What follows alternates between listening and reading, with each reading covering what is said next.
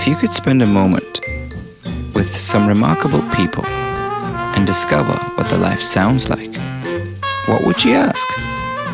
Welcome to Are We On Air? An audio encounter. I'm Armand Nafei, and each episode will feature one conversation with an inspiring friend of mine who will share with us the soundtrack to their life.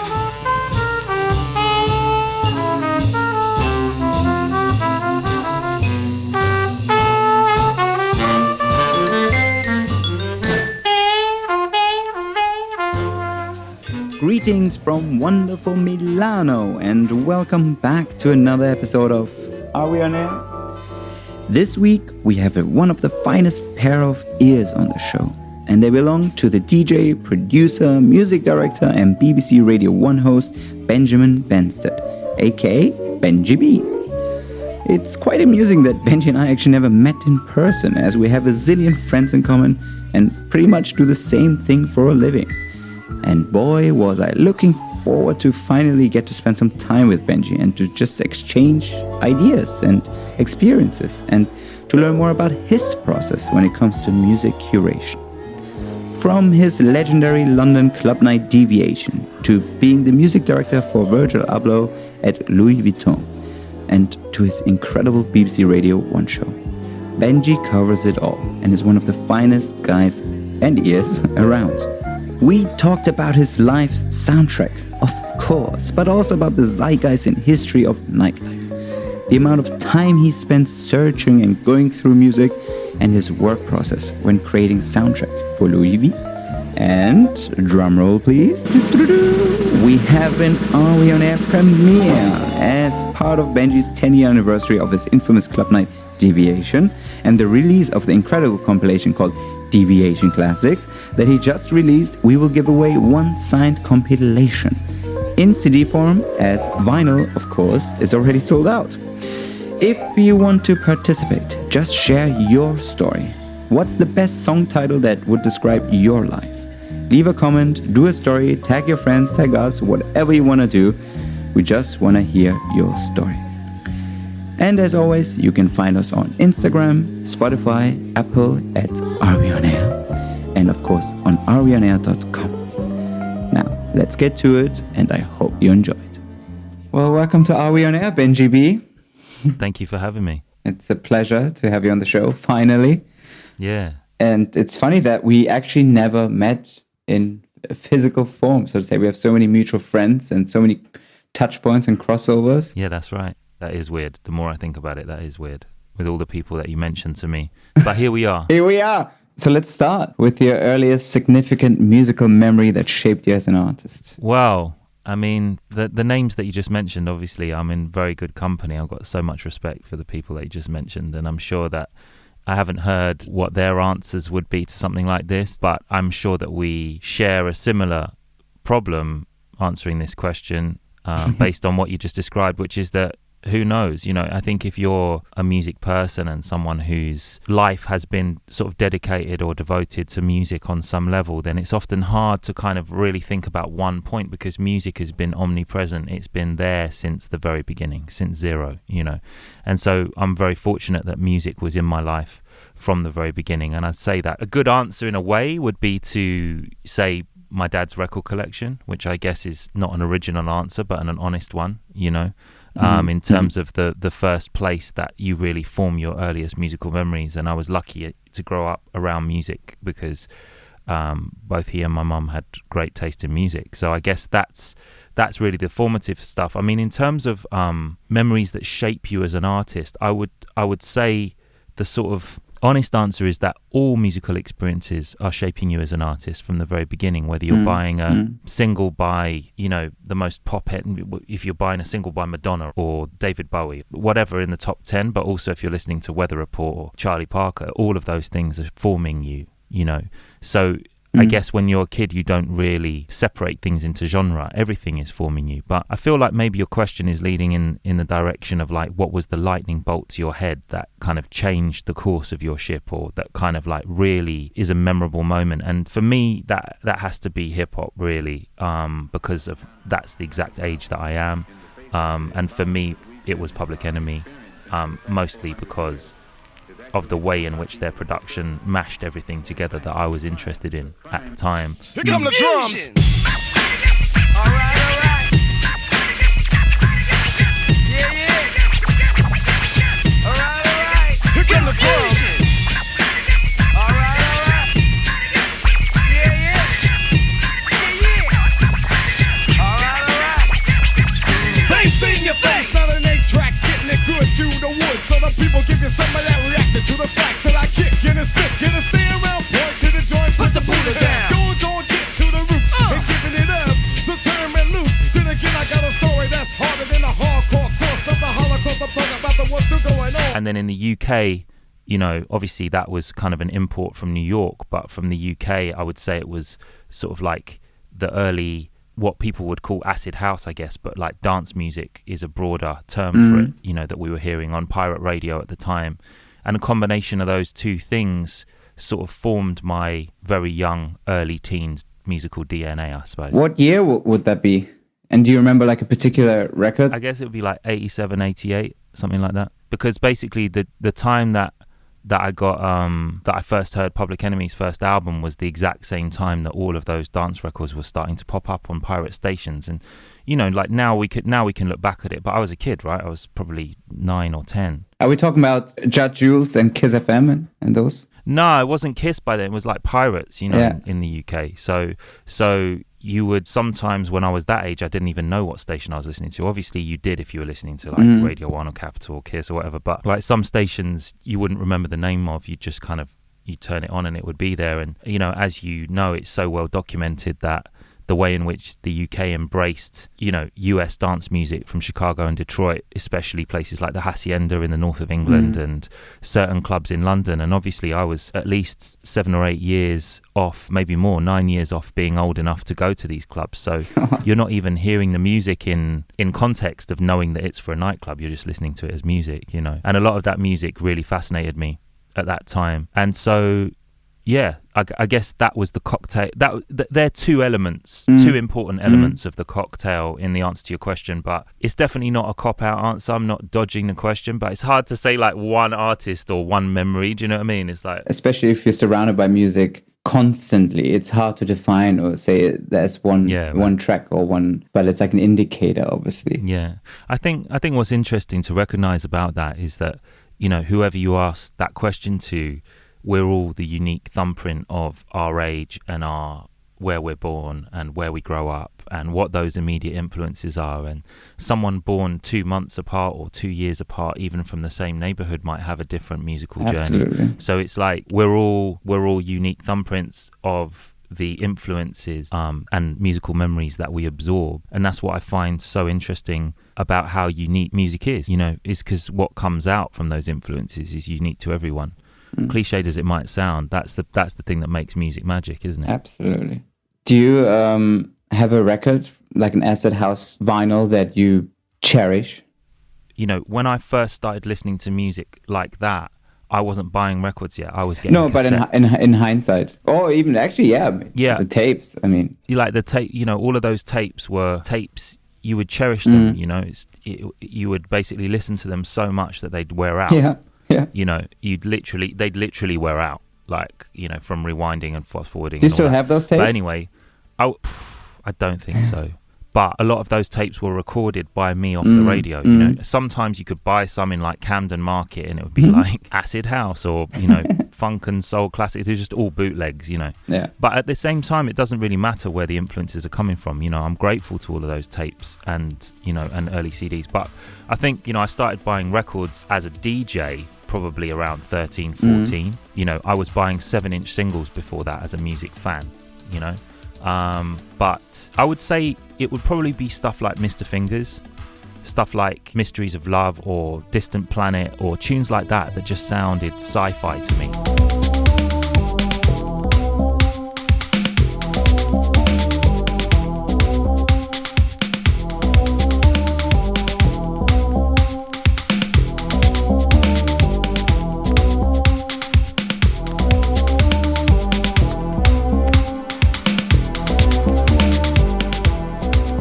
I would say that even then, that was my taste in that side of music.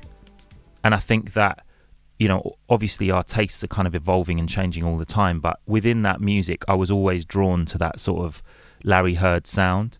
And of course, at the time, I didn't know that it was Larry Heard. I just found that out later when I started buying 12 inches and stuff. But I think tunes like the ones I just mentioned, probably, and on the harder side, like things like Washing Machine and those kind of tunes were always like, what is this? But yeah, probably Mysteries of Love or Distant Planet or anything by Mr. Fingers, or obviously Can You Feel It was a sort of tune that you'd hear a lot in England. On radio and stuff like that. I can hear it now in my head. Yeah. You just mentioned the title, I can hear the vocals.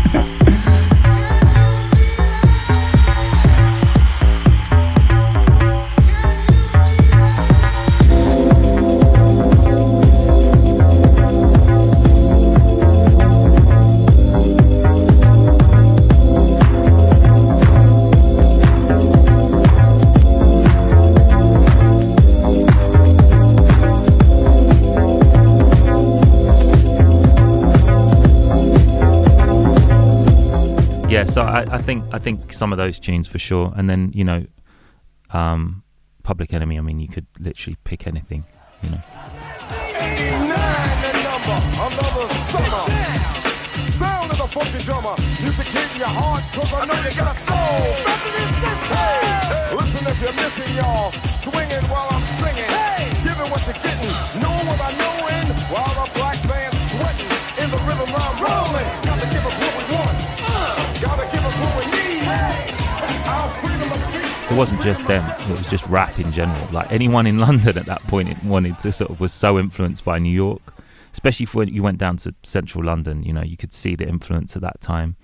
But anyway, I think London and New York have always had that sort of connection, yeah. Well, certainly that connection, yeah. It was an exchange, really, exchange of ideas and energies.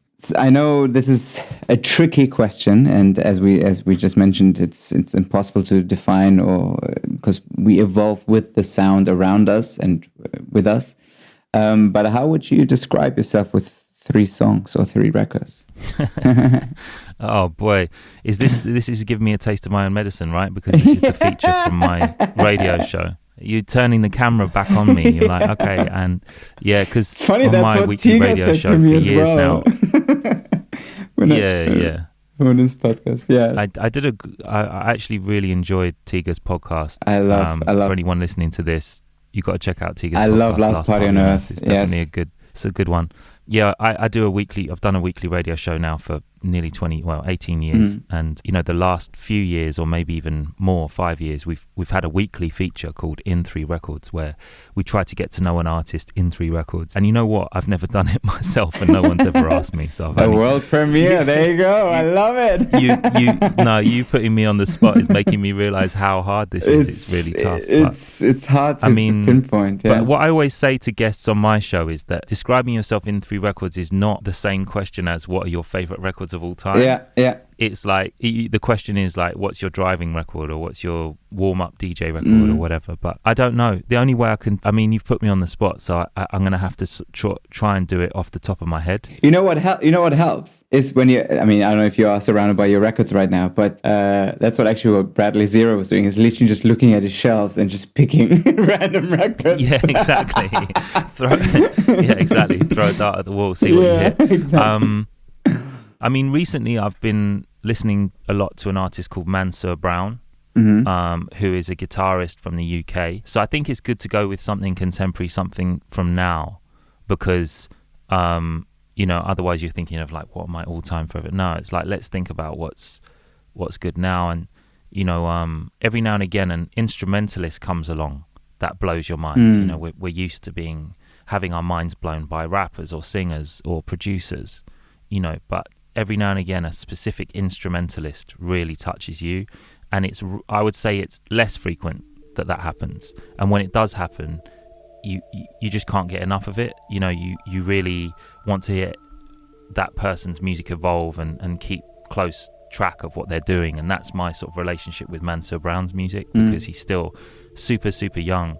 But I think it's like the greatest compliment you can give an instrumentalist of any instrument, when they have their own tone. Do you know what I mean by that? Like, as in, you hear one note of a guitar, or you hear one note of a sax, or you hear one note of an instrument, and you instantly know it's that person because they have their own sound, they have their own tone, and that's certainly true of Mansour Brown's playing. So I'm really excited to see what he's going to do in the future. I guess we should pick a track from his current EP. I'll probably go with a tune called Serene.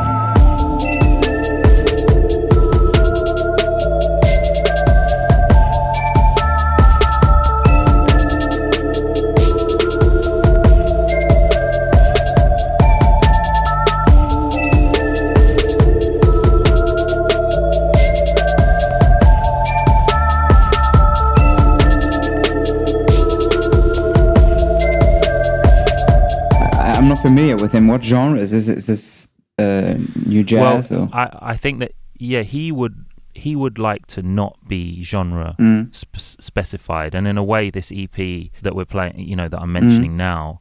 Well, the current EP is like, I got to know him from his work with the sort of London jazz scene and playing with a lot of the best players here. But his music is soul music, really. It's like he definitely does not want to be cornered into any genre, and so I think I would describe him as his sort of genre as Mansour Brown. I like that. Yeah, and I think that on this EP, obviously he can totally shred, and he can like play the most amazing solos, or he can go mellow. But this EP is more melodic, and he's been doing the production on it as well. So we'll play this song. I mean, it's not representative of everything that he does, but it's a beautiful piece of music. It's a good introduction to the. He's a good introduction, and you should definitely, if you get a chance to witness him live, that's the real magic there. I love that. Yes, drop the knowledge, share your knowledge, give us some recommendations. I love it. And who would you choose as your second record? You know what's funny is that when people ask me questions like, what are you into at the moment? I literally have to look at my own playlist in my head same. From my radio show, because it's like, or I have to look at a record box because it's too much. So, I know. Like when you do it every week for, it's like what it's like? It's like the flashing cursor. That's why, it's always better to flick through a record bin of stuff and choose from that instead of like, here's a flashing cursor and you can type in anything in the known universe. That's so true. It's like, I mean, that's the art of going back to like vinyl DJing, right? Where this is my selected set and this is it. So there are no song requests, right? Yeah. Well, I tell you what, you know what I'll do? I'm going to go with something from a recent conversation from this morning, because this morning I've been talking about and with Juan Atkins and Cybertron and about his vision of the future. Specifically, and about his vision of the future in 1981, 1983, which obviously at that time was a kind of Blade Runner style vision of the future, which at that time was the most futuristic music that existed apart from Kraftwerk, and so what that vision looks like in 2021, and through that conversation, just thinking about how easy it is to take for granted records that sort of move the dial somewhere else, split the atom, I don't know whatever the phrase is, you know what I mean, but so I think we should let's play Model 500 Night Drive.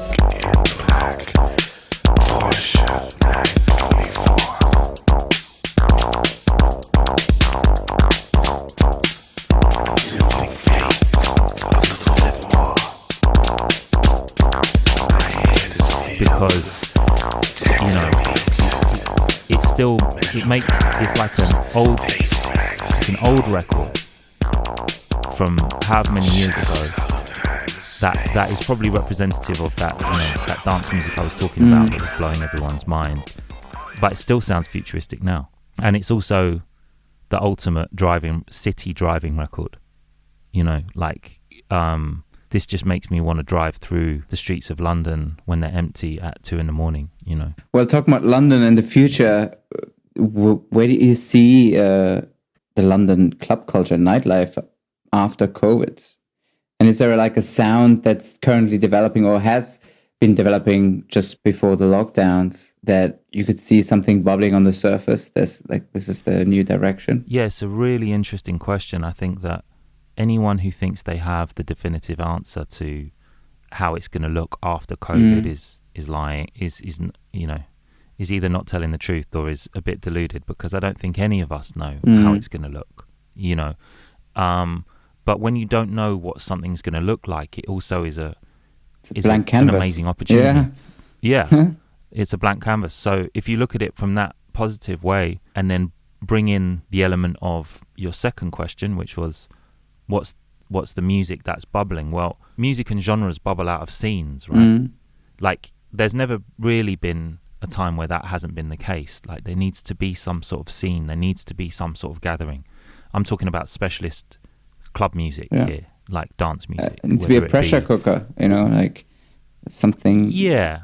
It needs to. Sometimes there needs to be an environment where people are inspired what they hear, and they're inspired to bring other records to the table. Or it's not necessarily competition, but it's kind of like that shared experience of a scene is what creates genres. Like whether it be any London or worldwide subgenre you need spaces, you need people to share in that thing. Otherwise, those things don't have context and they don't grow and they don't evolve. And there's nothing wrong with music being created in a vacuum or doesn't fit into a scene. That's not what I'm saying at all. I'm just saying like that to answer your question, like truthfully about what is the sound, inverted commas, or what is the new movement, it requires spaces, it requires sharing music, it requires a physical presence somewhere, and of course backed up by all the online stuff we know, social media, message boards and all of that kind of stuff that contribute to a scene. Of course that's an important part as well, the online life around it.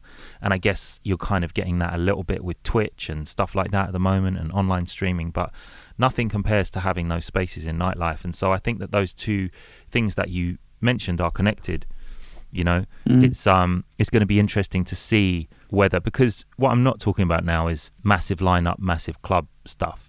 That's always existed. Like big headliner, fill a club. That's totally fine. That's great that's going on. I'm talking about like more grassroots things that grow from being small spaces that grow into bigger experiences. You know what I mean? And so that's how the jazz scene developed over the past few years in London. I mean, it's a huge revival of jazz. I would argue that that's how all scenes develop, whether it be folkloric things like Frankie Knuckles at the Warehouse. Do you know what I mean? Or whatever. I wasn't there, so it's not my experience and I can't comment on that, but I can well imagine that having a space like that, or Ron Hardy, or all of these kind of folklore places that we as DJs wish we could have experienced. I can imagine that the experience would be that going to a place like that every week creates more music like that, and so the same is true in any genre. So all I'm saying is that I'm really excited to see what's going to happen in London, because I think that the next generation of people are ready to start those new things, and no one ever goes into the beginning of something knowing exactly what it's going to be. You know what I mean? Like all of those scenes and genres come out of experimentation and just holding nights and seeing where it goes, and so I guess I've always been a sort of glass is half full person, which is a blessing in a way. And so I think that instead of focusing on the kind of doom and gloom of all London club nights have been shutting down and all this stuff, which was that kind of chat was going on a long time before COVID. You know what I mean? Like fabric, it's not, fabric, this and that, and then you look through the lens of any city's club history. It's like it's evolution. Absolutely, Places it has to and evolve. Then they close down, especially in nightlife. I mean, someone was saying to me, new places spring up. Like a 1 year in a club or nightlife is like dog years. It represents something like 5-6 years in normal years. So it's like, it's true.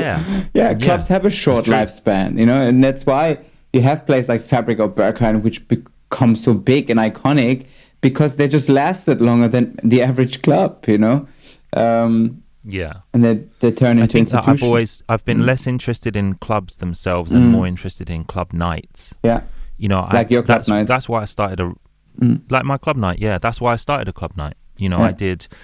One of the reasons that I started a club night was because I wanted a space to play my vision of music. Another reason was because all of the best clubs that I went to were established club nights. Mm. And also because a lot of the DJs that I looked up to had residencies of some kind, especially in New York, you know, and also in London. And so I wanted to create a monthly night, and I did in 2007, and then did it monthly without missing a single one for 10 years. You know, wherever I was in the world, it didn't matter if I was in Asia or on tour or whatever, I would always be back for that first Wednesday or first Saturday or whatever, you know, over the time of the month, because there was, in my mind, there was nothing more important than that.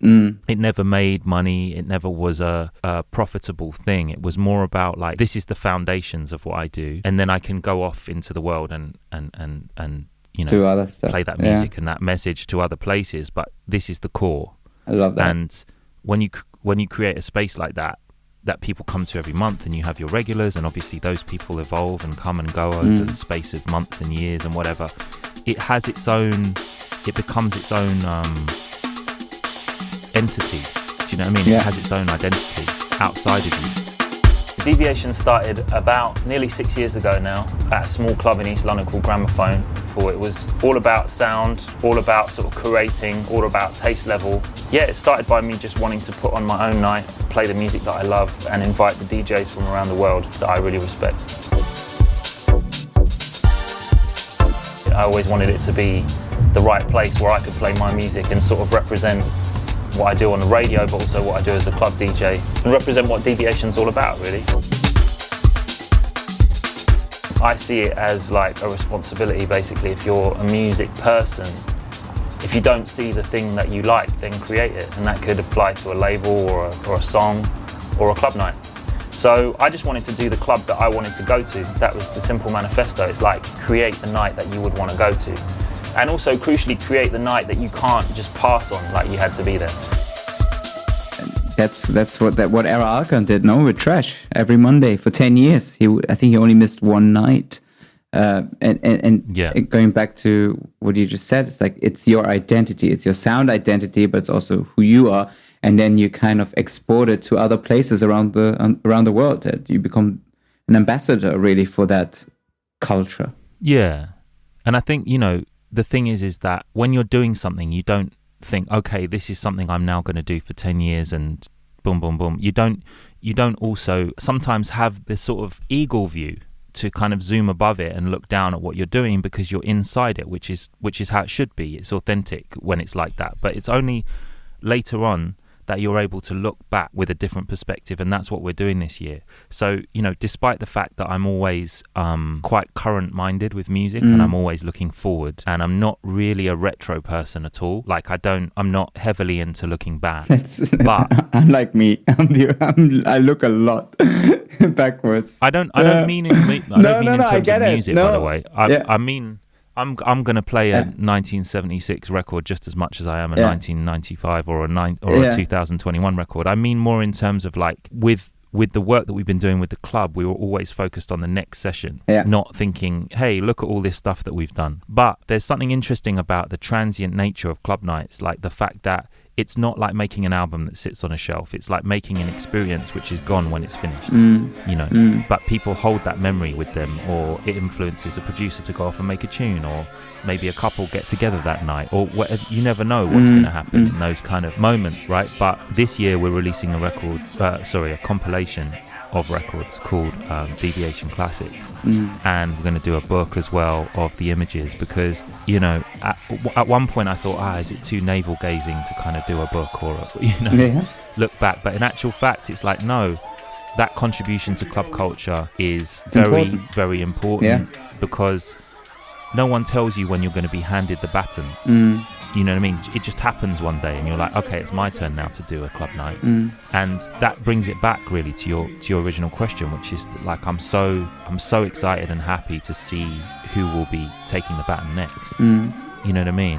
And I don't mean it in the sense that that's over for me. It's like, but everything has everything has a lifespan, right? Exactly. And it's like, Yeah, exactly. And I'm just looking forward to seeing who's going to have the confidence in an instant gratification it's world super exciting to do something long term. Yeah, I mean, we're all just looking around the corner. What's happening next? And be it in London or New York or Los Angeles, wherever. There's something. There's a new generation. I mean, can you imagine being 18 or 20 years old right now during the lockdown? I mean, the energy and frustration, obviously, that's probably building up.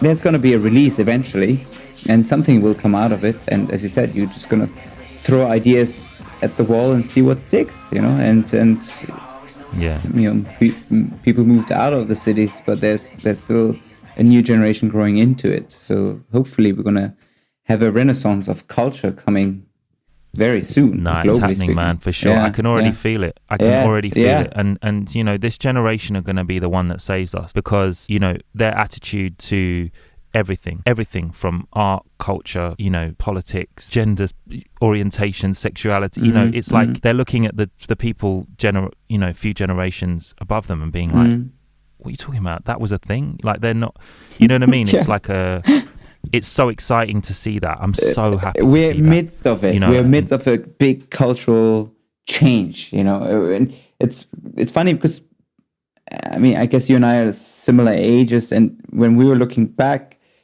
okay, what were the exciting decades for us? You know, I mean, 80s, 70s, you know, like, or 60s, why wasn't I part of it? We are midst of it right now.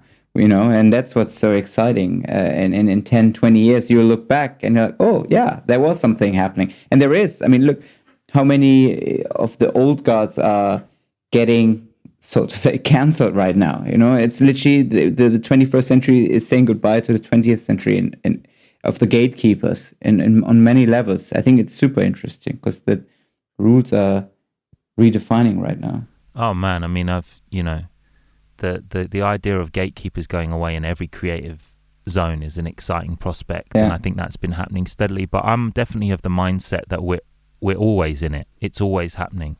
It's constantly upgrading, you know. And right now, the world's going through a massive upgrade. And whenever, you know, whether it's physically or whether it's consciousness or any sort of upgrade, is also difficult. You know, there's moments of pain within that. You know what I mean? But ultimately, the upgrade that's going on right now, I couldn't agree with you more in terms of the fact that the page turn that is about to happen in combination with the energy that's about to be released. You know, I think about it all the time because I think, you know, as you get older, a year feels like a less amount of time. Yeah. When you're in your late teens, a year is quite a long amount of time. You know what I mean? And it's also a crucial and golden year that you've lost. You know, I use the word lost in inverted commas because obviously you've never really lost anything. But in terms of like the experience of, you know, going out and as you said, letting that energy out, and that year has been restricted. And so watching what happens, it's almost like a huge page turn for culture and creativity. And, you know, I think that the sympathy that I have for people who are starting out on that journey is really the expectation of instant gratification that we all are used to now from, you know, all the obvious places. And I think that actually I'm excited to see some people rejecting that idea and going in and starting club nights where maybe 50 people turn up on the first one, you know, and seeing where that goes. Because it's not really for me to say where nightlife is going to head. It's for the next generation of nightlife creators to do that. I'm not saying that I'm no longer going to be involved in it. I'm going to be doing what's right for me. But, you know, London has always been at the absolute cutting edge of, you know, creativity in terms of nightlife. Absolutely. And I've got no doubt that that's going to continue. I concur. Could you reveal already a couple of tracks from the upcoming compilation, or one track that we could play? Yeah, I can tell you them all if you want. I mean, please. The vinyl track listing and the CD and online track listing are all different for different reasons. One being licensing, the other being on purpose. You know, but anyway, is the licensing on the vinyl easier on vinyl than online, digital? No, it depends. It depends. Like, so some people don't want their records pressed on vinyl, and other people don't want them on the digital, and vice versa. And anyway, it's good because it makes all of the formats slightly exclusive in a way. They're all slightly different. So we have the Maurice Fulton remix of Love Endeavour, Alice Smith, which is one of our anthems, really. And probably, you know how different DJs kind of like own certain records because they play them so much. It's almost like that's one of mine, because it's I think maybe there's a combination of people loving it and also doing a slight eye roll when they hear me play it again, because they're like, really, dude? No, but it's a classic. It's like a classic warm-up. And I should sort of like, before I get into this track listing, I should tell you that the whole point of this compilation relates to the conversation that we were just having before about club spaces, right? Because what I wanted to do with this compilation was not make a compilation of like 20 hot tunes that I'm loving right now, or 20 massive tunes that are kind of DJ hits from across genres that is going to be a bestseller instantly, or I don't know, that's a bad example, but you know what I mean. Like I didn't want to what I wanted to do was celebrate exactly what you just spoke about, which is the fact that when you create a space that's specific to you and your taste and your crowd and your music, what comes out of that are hits, but they're hits for your crowd. And those hits and classics aren't necessarily known or big outside of the club. Obviously, some of them are, right? So some of them are going to cross into other scenes, and some of them are going to go on to be big tunes elsewhere.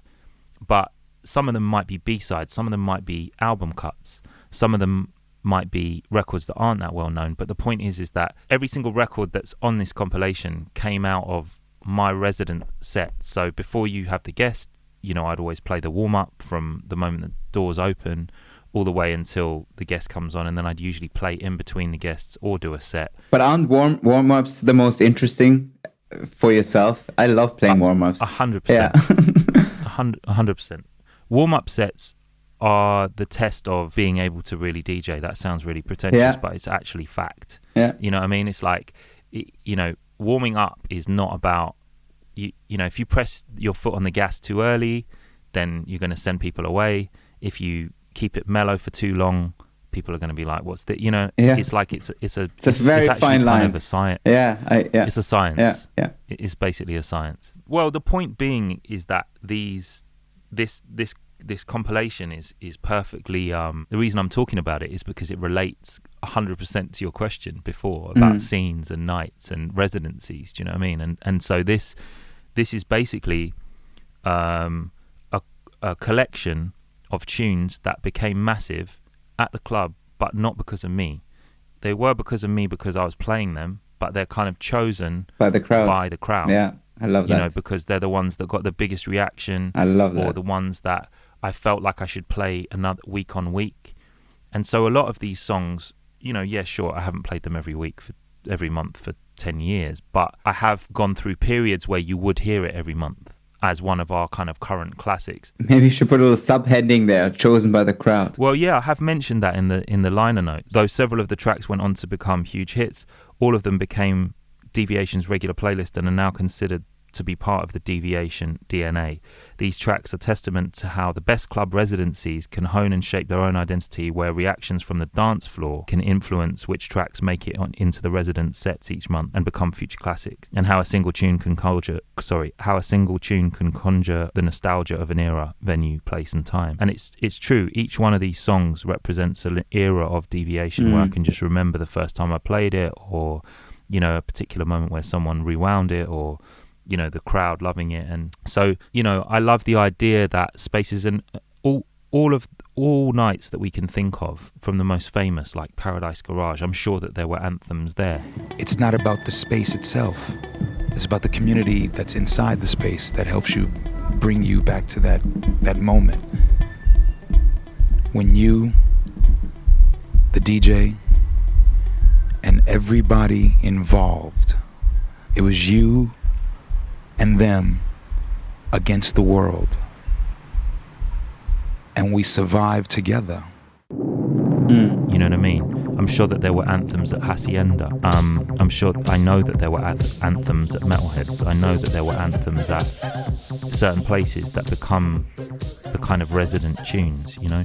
And so we just wanted to reflect that. And the great thing about the fact that, you know, licensing music on major labels is quite tough for independents meant that I just concentrated 100% on indie music, and when you do that, you realize that actually you're concentrating on music that was created in the lifespan of the club itself. So with the exception of a couple of tunes, all of these records were made during the time of the club. So they would kind of like arrive on my desk and I'd look forward to playing them, you know, that week. So the track, you want to know the tracks on there? Yeah, or pick 3 tracks that you want me to play. Oh wow, maybe you should pick. I'll Okay. send you the track listing. It's pretty heavy. I mean, we've got Alice Smith, Love Endeavour. You should definitely play that, but wait till the vocal bit comes in. Maybe the Maurice Fulton remix, and that, you know what, that was always my secret weapon of going from sort of like second gear into third gear. Come on, share this brush with me. Oh, baby, this love and never don't have to last forever. Come on and share whatever you want with me. I would love to touch you, kiss you and caress you. Come on and share this brush with me. Oh, baby, this love and never don't have to last forever. Come on, share whatever you want with me. I love those records. You know, like those ones where you're warming up, it's like the doors open at 9, it's sort of 10:30, there's enough people on the dance floor to sort of start taking it up a level now, but it's kind of half full, you don't want to overdo it, but you want to kind of say, okay, we're starting, let's go. That's the record. It's like just putting your foot on the gas, just sort of touching the pedal, and kind of like it's a song that always, I find, gets people to come to the dance floor as well. So yeah, Alice Smith, Love Endeavour is a great record. There's music by Carl Craig on there, Sandstorms.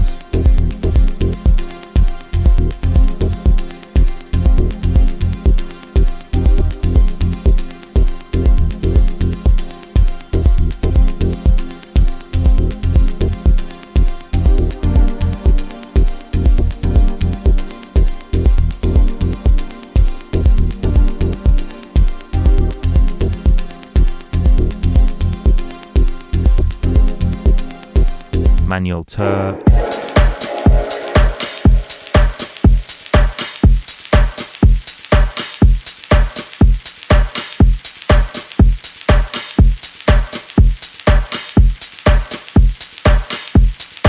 There's Lil Silva.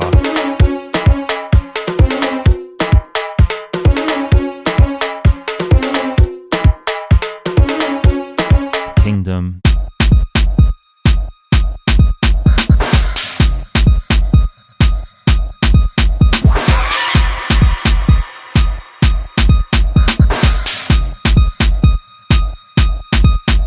Mala, Lean Forward.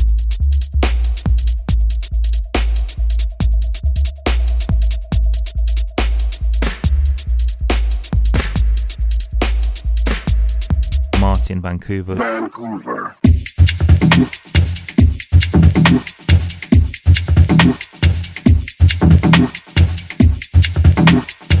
Joy Orbison, Hive Mango, which was a massive tune everywhere, but was also big for us.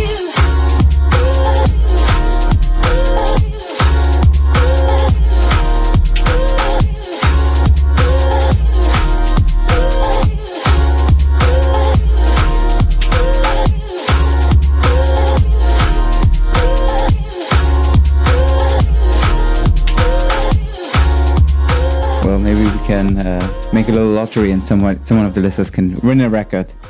Yeah, you know what? This is actually lottery worthy because it's definitely not going to be a money maker in terms of the record, in terms of the vinyl side, because you know what I'm like perfectionist, right? So I basically did this thing where I found every single box set vinyl that I owned, which is a lot. How many records do you own? And I have no idea. I mean, I'm not one of those guys that has all my records on Discogs. That's just painful to even think about that. Yeah. Thank God digital music came in when it did. Otherwise, I'd have to buy a separate house. Yeah. And I know some people that had to do that are like 10 years older than me or whatever. You know, like it would have needed its own place. But I think that, you know, in a way, I still buy a lot of records, but, you know, not as many as before. I don't know, at least 10, 15,000, something like that.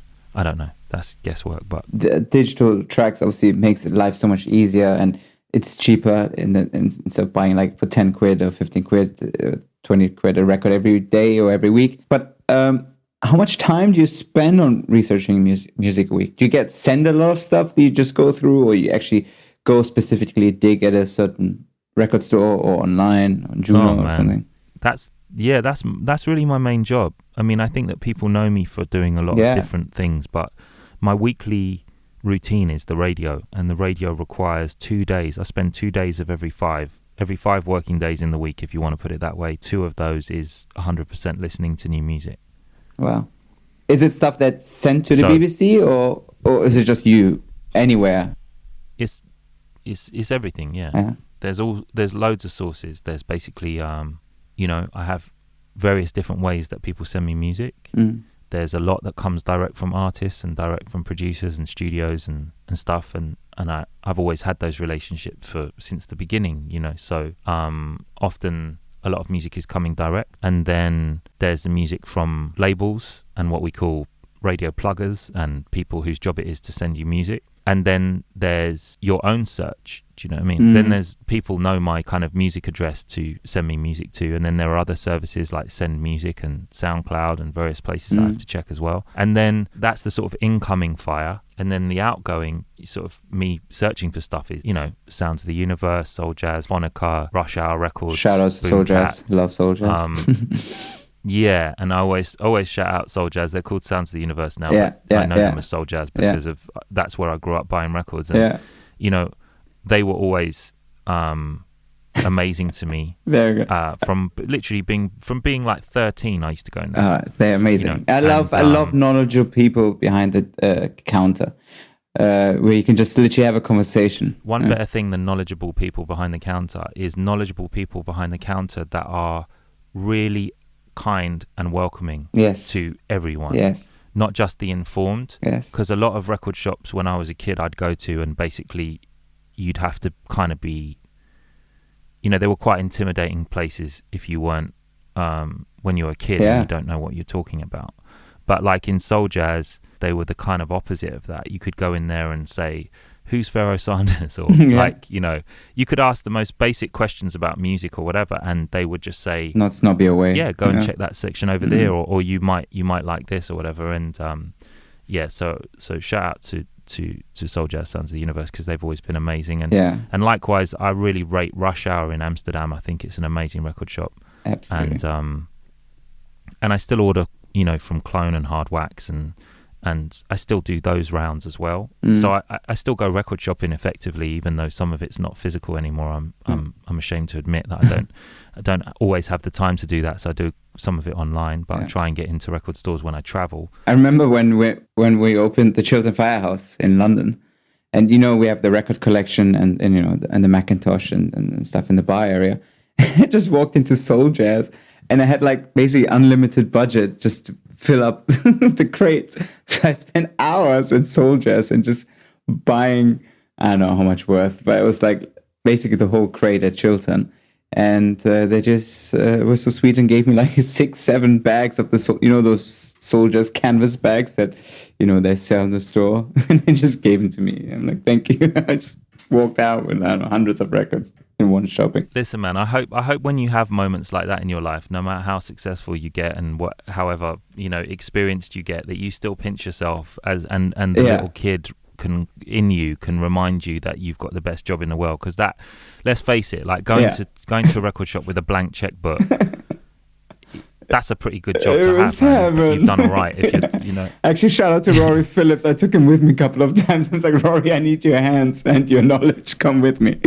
We literally would raid all the record stores and Phonica and so forth. Yeah. But then now, of course, there's the online search as well, and then there's stuff on Spotify and stuff that you're finding. So, I mean, to answer your question, it's like really, it's much more complicated than it used to be to cast the net as wide as possible, and it's something I do every day, every week for 2 days of every week, and it's actually more than 2 days, because obviously you're listening to stuff every day, and when people send you bits and pieces, people are sending you stuff via WhatsApp and this, that, and the third. So it's like that, I would say, takes up the majority of my time, and I'm glad that it does, because it keeps me sharp on music. I think if I didn't have that weekly responsibility, then I'd end up referencing music from a few years back or from a couple of months ago or whatever, but it keeps me very much in the present. I like the philosophy of being in the present or being present to what is in music now, and so I guess what people don't realize that listen to the radio is that in order to get the 2 hours of gems, you have to wade through a lot of things that aren't that good, and so you spend a lot of time listening to music which is not right, Absolutely. I mean, if you want to get 200 tracks, you have to go through at least 2,000. That's like my ratio when I would tell people when it comes to sound design. For sure. Yeah. Might even be more. More, yeah. So you're going to give one of these away? Are we actually going to give one of these away? Please. Because I haven't given any of these away because they like... Well, we don't have to, but we can if you would like. No. What I was going to say is I went through every box set that I had, right? Yeah. And tried to work out which one I liked, and I really didn't like that many of them, because you're a record collector. Sometimes it's easier just to have a 12-inch, but I found this one that I absolutely love, and I showed it to the guy I was working with on it, and he said, well, let's just go and find who made it. And then when we found out, he was like, yeah, trust you to pick the most expensive trust you to pick the one that would, is going to be a lost leader, and and I was like, listen, this is more of a keepsake thing for me than anything else. And also, seeing as we are sort of nerding out about records and early record buying experiences, apologies to anyone listening to this that's just like, what are they on about? but no, when I was a teenager, I loved these compilations called like Master Cuts and various other compilations that were like basically a bunch of 12 inches that you want. And for just to be clear to anyone listening that's like not into records, totally all good, just want to explain the difference between what an album track sounds like, that is to say 5 or 6 or maybe 10 songs cut on one side of vinyl, versus a 12-inch. A 12-inch record is much louder. It's often cut at 45, and that's what DJs want basically when you're playing out. And so with that said, I've cut this album all as 12s. Oh, wow. Basically. So the idea of it is that you're not buying one of those annoying albums that's got like 10 tracks on a side. You can actually play can't really use. For sort of DJs that don't have these records, I'm basically wanting it to be a useful tool. I love that. People that are collectors and want to kind of like, for collectors, obviously it's like you don't have to be a DJ to love having this on vinyl. For collectors, it's cut and mastered in a way that you can just enjoy it at home, but it's also practical, so you can take whichever one of these 12s you want out. And a lot of these records weren't available on 12-inch really, or are kind of holy grail 12 inches that you can't get anymore. So especially things like Mala Lean Forward and Alice Smith Love Endeavour and stuff like that, it's kind of near on impossible to get those on vinyl. So this is a tool aimed at the 16, 18, 20-year-old me that's buying records and is going to find it a useful DJ tool as well. Yeah, the 12-inch. That's when it comes to these compilations, I agree. It's great to have them, but you can't actually use them. Well, you can technically, but it's not really DJ friendly when it comes to actually playing those. So, or 7-inch, I guess. If you don't have a turntable, this is also available on like obviously Spotify and CD. And the CD mix is even different from the Spotify mix and everything. But the vinyl comes with this like collection of photos. When we're going through the photos, it's like, it made me realize that this thing is basically a time capsule. And inside we listed everyone that's ever played at the club. And as I look at it, I've kind of have this contentment of realizing that pretty much everyone that I'd ever wanted to play, I've booked. You know what I mean? Yeah. And I'm sure that there's a few that I haven't, but it's beautiful to see all these names together. There's too many to read out here, but so why don't you do that? Why don't you give one of these away? We will. I don't know how'd you do it? We'll figure it out. Let me think about it, but we'll definitely... Because I'm not giving any of these away. You can have a CD. We give the Spotify Just code.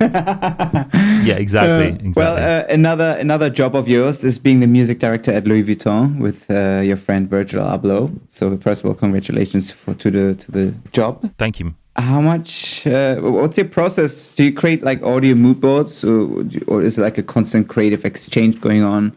I mean, obviously, you guys worked before, I think, the Watch the Throne, Kanye's and Jay-Z's tour, right? How did this come about? What was the development? And how do you go on when it comes to a new show soundtrack?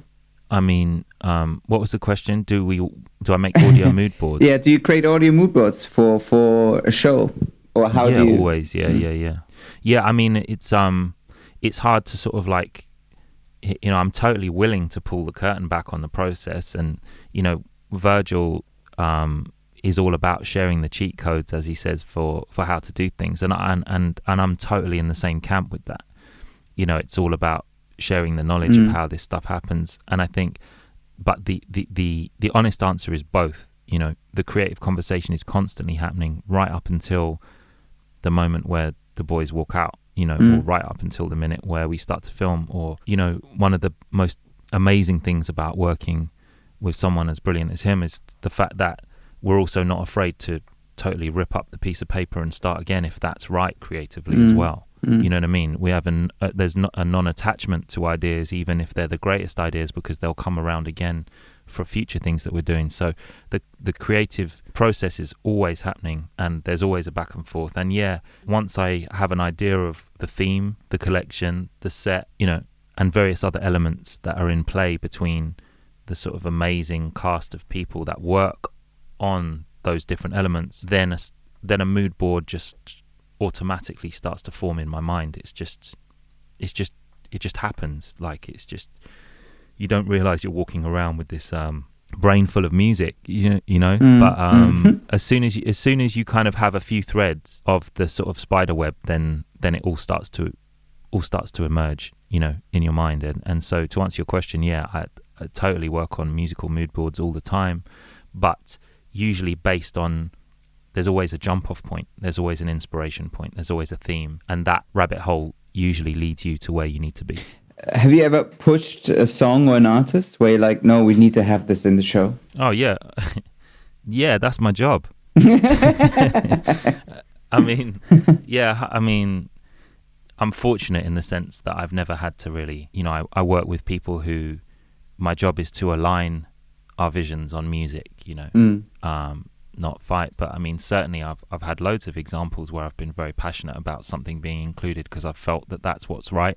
But I haven't, to answer your question, been in situations where there's a lot of pushback on that. You know, it's like I'm, you know, in all the creative work that I do that's collaborative, I try and do it as a collaboration and try and create what's right in collaboration with that person or that company or that vision, you know. And so when that's done right, you don't often have to kind of cross those bridges. But I definitely am very passionate about music once I have a strong feeling that it should be involved. But with that said, I also love opinion. You know, I love the context of seeing it through someone else's eyes or hearing it through someone else's ears, you know, or seeing how other ideas can shape which road you were driving down. Because sometimes you can get so stuck on driving a particular route that someone can say, oh, okay, what about this? And then it makes you think, oh yeah, and then that tumbles you into, it's a very hard process to explain. But it's kind of like, it's like reading the room. It's like reading the room in a DJ set. It's like knowing why a certain record should follow a certain record when you're doing a radio show. It's knowing why playing this song at 9:30 p.m. is inappropriate, but playing this one is perfect. You know, all of these kind of very sort of non-exact but also quite precise sciences, or a better way of saying it is a very specific science that can only come from experience, but it's quite hard to explain. Yeah. That's what you're doing, you know. And it does come with experience, and it also comes with instinct if you're a musical person and you have musicality, rhythm, understanding of the effect of music and all the rest of it, then you can usually find the perfect actor for the perfect scene, if that makes sense. Yeah. Was there like a moment working with Virgil at Louis Vuitton that you cherished the most? I cherish all of them. This is not a cop-out answer, but honestly, the process that working with the teams around Virgil, you know, whether it be Play Lab, whether it be Good, whether it be different creative people that come in, Mahfouz, I mean, the list goes on and on and on. And that's always been the case with Virgil, whether it be him introducing me to Jound or introducing me to his friends, or like, Virgil is a mastermind connector of people, and a connector of great people who all have a vital contribution to the conversation. And so, you know, all of those moments of collaboration, it's not like I just talk only about music. You know, I'm talking to people that are involved in making the film, styling the clothes, you know, designing the set.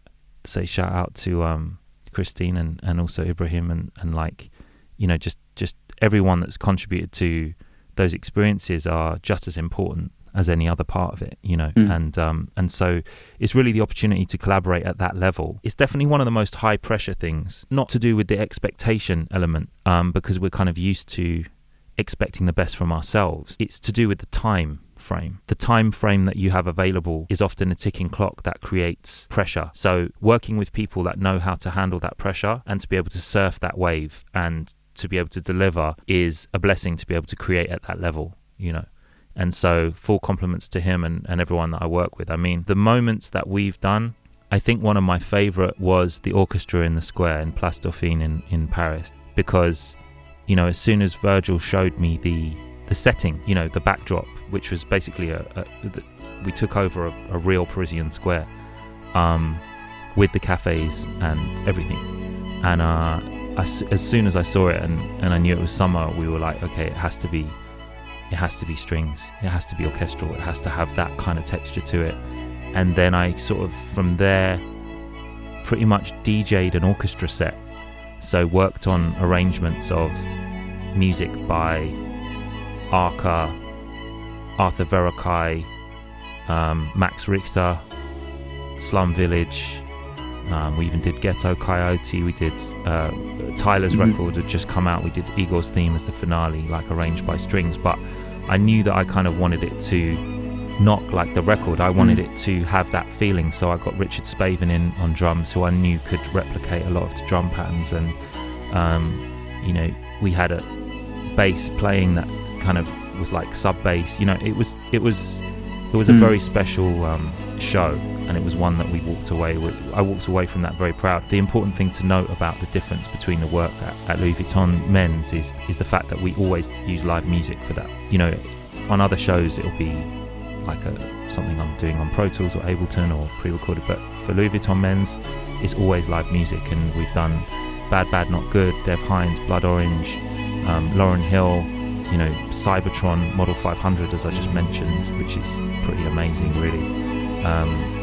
You know, London jazz musicians like Mansur Brown, who I mentioned, and Yusef Days and Rocco Palladino, you know, all the way through to doing an orchestra, as I said.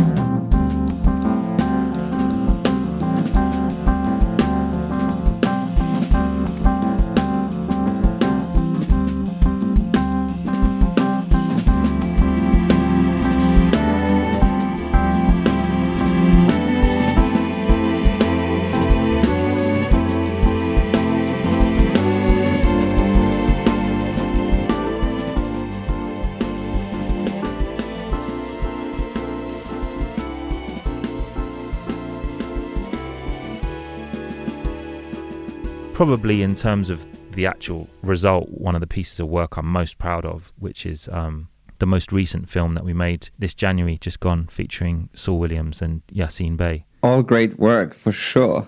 I love the last video, I guess, or show that you just mentioned with Yassine Bey and Saul Williams. That was pretty intense, might be the right word, but in a positive way, in a beautiful way. How did this come about? Like, is that the initial idea coming from Virgil, or you like, why don't we have, or did you come say, let's have Yassine, I mean, Mostav, be part of this? Oh man, it's like it's not a one sentence answer to that. You know, it's like a conversation that evolves through the creative, through the mood board, through the spec, working on everything, and then we finally get to who the best people are. Obviously, that one, as you can well imagine, there were a few COVID challenges around travel and booking and all the rest of it. So there was those hurdles to jump as well. But yeah, it's a conversation that evolves through the creative. And there are a couple of key elements that pointed me in the direction of knowing that, you know, certainly Saul Williams was the perfect person to open and articulate, you know, some of the references that we had. Yassine Bey's finale was something that was very, very special as well. I mean, the whole thing. Yeah, incredible. Kai's words in the middle, like the way it all came together. Also have to say shout out to Moved by the Motion and Josh, who did all the choreography on that, and Asma, who scored the music. And there's too many names to mention, but it was you know, the honest answer is that it's truly a collective effort. And one of the collaborations, I think, that's come out with, I think, the bar was definitely raised by that video, even if I do say so myself. You know what I mean? It's like, I'm happy to say that. It was special work, I think. Yeah, it was. In this white wilderness,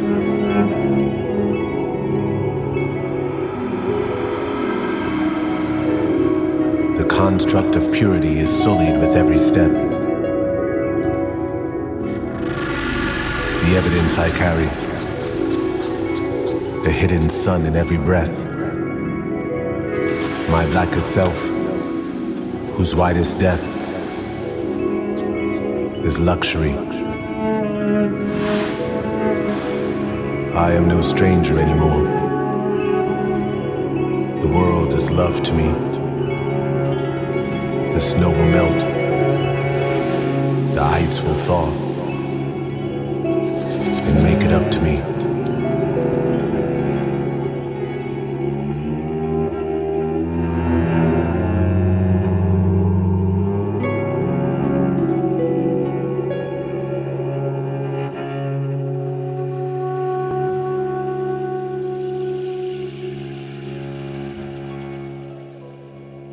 Well, going back to you and to go slightly more intimate, what's your go-to falling in love or heartbreak song? I would say Donny Hathaway from the live album, Live at the Bitter End. It's recorded at a venue called the Bitter End, and the track is I'll Love You More Than You'll Ever Know. If I ever leave you, you can say I told you so.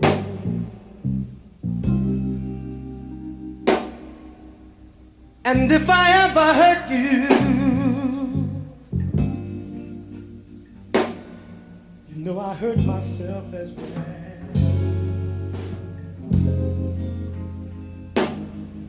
Is that any way for a man to carry on? Do you think I want my loved one gone? Said I love you. Oh, thank you. But play the live version, please. I will. And have you ever been to those vinyl bars in Japan? Yes, I love Bar Martha and JBS. Grandfather and Ginza Bar Well, music. Yeah, love. The best. Well, I went to Bar Martha once, and it's quite strict in there. And fits like 2 people, 5 people, and like the tiny. No, that's bigger. Bar Martha. No, that's JBS. I think you're thinking of. Bar Martha's a bit bigger. It's got a massive whiskey kind of selection, and they have a huge record collection, and turntables are kind of like sunk into like a tree or something. It's that kind of vibe. They have a sign as you go in that says we only use RCA valves or something like that. Anyway, I was in there one time, and the guy was playing the Donny Hathaway live album, and I was like, oh, amazing. I got a bit carried away and walked up to him and asked him to play this version, this cut from that album, and he just looked at me like I'd given him the worst insult ever. And I realised that actually part of the rules is you're not allowed to talk to the people playing the record. You're not allowed to talk to the person playing the tunes, and so you're not allowed to request records. But he was playing like the one song that you wouldn't. Doesn't that annoy you when you hear people playing the album but they're playing the wrong song from the album, in your opinion? And I just wanted to, it just made me think. You were like, would you mind moving? Let me show you how this works. Yeah, exactly. Come on, bro. Well, after the heartbreak, you're out and about in London and you're feeling super sexy. What's the sexiest song? What's the sexiest song? I think the sexiest song is Say Yes by Floetry. All you gotta do is say yes. All you gotta do is say yes. Don't deny what you feel. Let me undress you, babe. Open up your mind and just rest. I'm about to let you know you make me so. All you gotta do is say yes. Don't deny what you feel. Let me undress you, babe. Open up your mind and just rest. I'm about to let you know you make me so Why? Why? Because I love to hear songs about that subject through the female lens. And I think that there's like a never-ending list of records by anyone from Teddy Pendergrass to, I don't know, you name it, all the way through to D'Angelo, whatever, of men singing about that. Absolutely. But I enjoy, there's a song by Janet Jackson that's like that. There's a few, but I think that, that's an important element for me, is the female lens. And also, in terms of this record, but also it's just an incredible tune. It's a classic. Say Yes, Floetry. Well, Benji B, to wrap up our little chat, if your life would be a movie, what song would play in the end credits? Oh boy. No pressure then. No pressure. It could be anything. I mean, what I'd like it to be, I don't know, there's two questions there. What's appropriate to play at the end of your thing, and what you'd like it to be. Yeah. What I would like it, man, what I'd like it to be is John Coltrane, A Love Supreme, Act 2, which I think is called Resolution, which is my favorite movement from that record. And is kind of like, I don't know, there's no words for that record. Well, it's just the ultimate. I'll give you Coltrane. A Love Supreme Part 2, Resolution.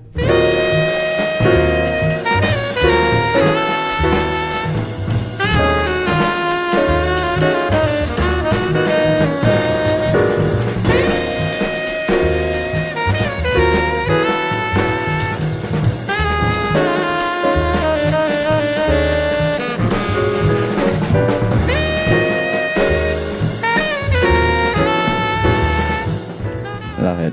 Well, Benji, it's been a real pleasure. Man, I've really enjoyed this chat. It's kind of like, it's been good to meet you. Likewise. Over the podcast airwaves. Yeah. I mean, it's kind of appropriate for both of us. Do you do radio as well? Yeah. You do radio as well? I had a little show on Dublab while I was in LA, and I'm just waiting for my invitation to the BBC, really. I did Monocle Radio a couple of times. Cool. It's amazing, isn't it, how, like, it's the format that I still love. I love it. People always like, yeah, it's cool, bro. Nice radio show. Can you send me a Spotify playlist? And I'm like, I'm a bit like, yeah, I can, but it's also not, it's not the same. No. I mean, people ask me a lot. It's great, yeah, but it's a different great. It's different because it goes into your ear. You have the key element with radio in comparison to the video format, right? Is you have to use your imagination, and that's what makes it so more. And same with podcasts. That's what makes it so much more powerful, because it's like reading a book. Reading a book and watching the movie are two different things, right? So when I get asked, "Are you going to turn Are We On Air into a video series?" and so, I mean, definitely. I mean, the idea is to, of course, have a visual element to it, but not this. I wouldn't try to translate our conversation into a video format. It wouldn't come across as interesting. How many YouTube internet video series interviews have you seen over the years? It's pretty much the same format and not that exciting and not that engaging, because you're just looking at people with two mics in front of them. What's more interesting is to hear them go into your brain, into your soul, and using your own imagination alongside with it. What do you think? So what's the end credits in your movie? That's what I want to know. Well, first of all, do you agree or do you disagree? With which element? The fact that every medium has its benefits. Exactly. Like, as in listening to something is... Yeah, totally. A friend of mine once said the medium is the message, and I thought, you know what? That is a really good... Yes. That's really good, because it's true that the medium can inform the message.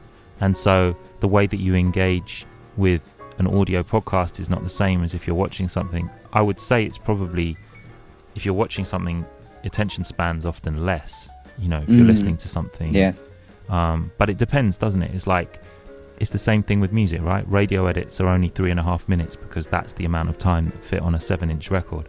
And then we're still making them 3.5 minutes. But why? Well, it's because it's familiarity. So the medium is sort of the message with that. It's kind of like, actually records are getting shorter, but then it's like albums exist because you could get 5 tracks on either side of an LP for an example.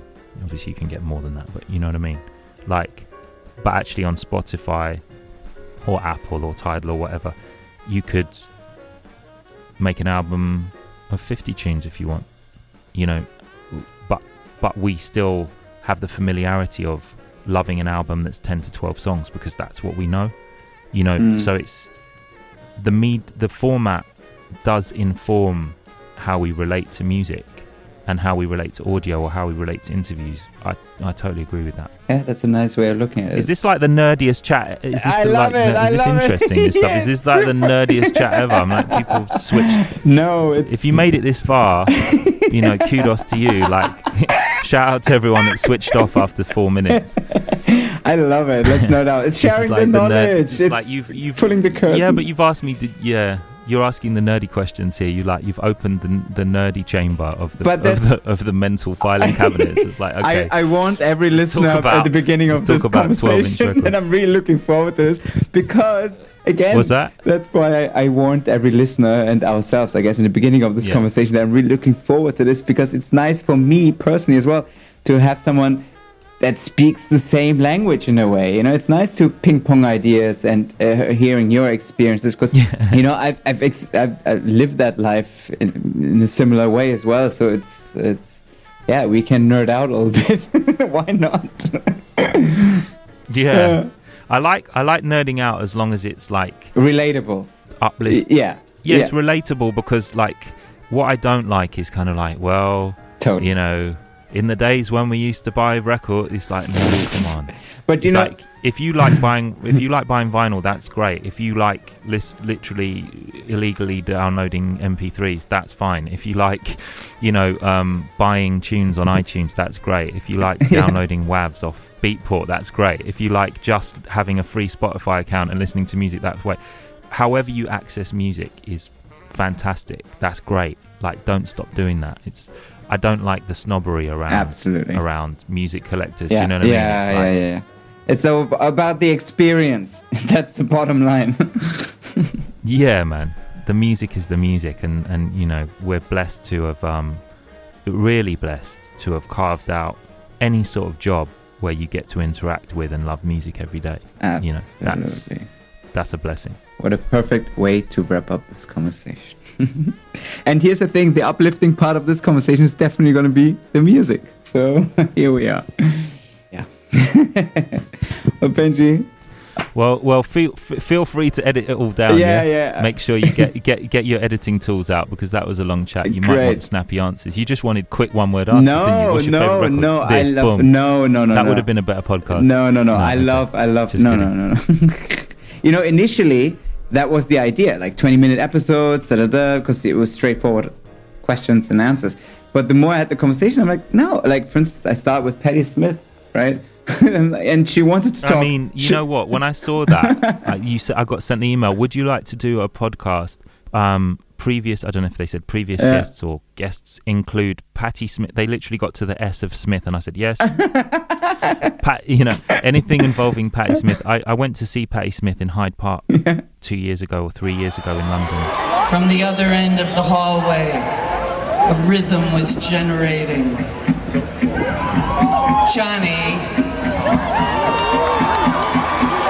stood before the great multitude, and all their sorrows, and all their joys, and all their hunger buried in him. Johnny extended his hand, filled with love, ready to take on the fucking world with fucking love. What an absolutely mind-blowing inspiration on the level of, like, you know, as prophetic as Gil Scott-Heron or anyone as powerful as that, you know, like her, when you listen to her music and her message, especially if you get to experience it live and listen to her talking in between her songs, it's like, you know what, if the world had listened more to people like Patti Smith, we wouldn't be in a lot of the mess that we're in. And she is like that in real life, and that's what's so beautiful, magical about just being in her, around her aura and having a very casual and beautiful, straightforward conversation. It was great. It was honestly, this woman is magic. That's all I can add to that. She's pure magic. I believe it. Yeah. In hindsight, I wish I would have talked also an hour and a half with her, because we could have. Like, she was really talkative, and I just started. I had this concept, a couple of songs. Well, maybe for season 3 or 4, we'll revisit. So, yeah, thank you for your time. It's been a real pleasure. Man, you're so welcome. I've enjoyed it. I've enjoyed the chat. Let's see. I wonder how many people we started off with and how many people we've left we're still listening. If you're still there after all the nerd chat, then raise your hand. No, Please I'm just kidding. Send us a DM. Any yeah, exactly. Send us a DM. Yeah. And then it's like tumbleweed. But no, I mean, you know what? It's important always to talk about all of the stepping stones of culture and the process that all of us go through in appreciating, you know, the things that make us who we are. And so, you know, that's the reality, is all of these elements: club nights, records, record shopping, really committing yourself, like throwing yourself 150% into music. There's not an option B for me. Do you know what I mean? This is my life. It's not like this is not a hobby. It's everything to me. You know what I mean? So it's kind of like, that it's important actually sometimes when you ask those questions to think, oh right, how did I get here, you know? And yeah, so I've enjoyed the chat. Thanks a lot. Pleasure is all mine. Well, I hope I'm gonna see you on the dance floor very soon, if not in the yeah, man. radio I mean, station. we all do. Let's fingers crossed, everyone. Like, it's coming soon. It's coming There's light soon. at the end of the tunnel. There is. All the best, man. Bye. Thank you for tuning in this week. If you want to listen to the full playlist, visit areonair.com or our Spotify channel. You can also find us on Instagram and on YouTube at areonair. And a big thank you to my wonderful team at Studio Neu. I'm Armand Nafei, and I'll speak to you soon.